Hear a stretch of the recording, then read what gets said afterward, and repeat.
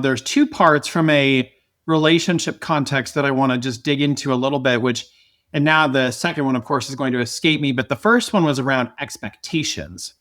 And I think in relationships, we have expectations of how we want our partner to show up. But the question is, have we ever expressed them? Have we ever asked for them?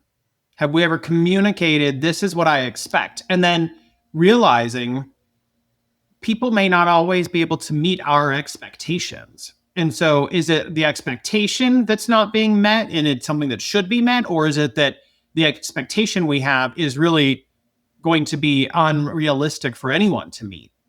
Therefore, we have to work on ourselves. So I think around expectations is really important because the reverse is also true. Your partner, your friend, whatever, your spouse has expectations of how they want you to show up.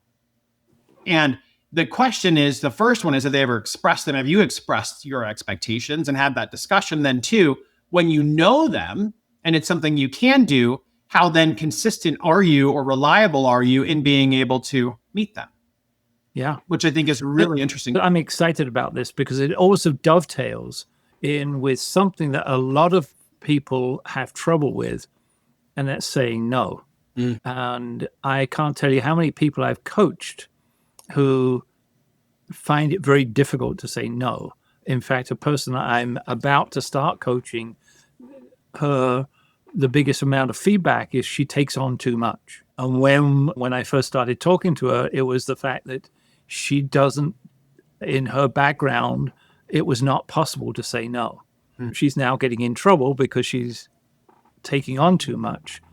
And I think that there's a different concept between saying no and assuming it's the end of the discussion. Right.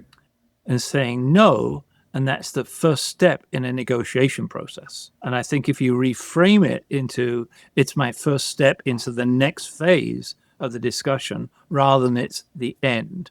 Yeah. No, I cannot do this, but let me tell you what I can do. And then you make an offer. And I think that helps. I've found that's helped so many people go, oh, you mean I can actually do a counter offer?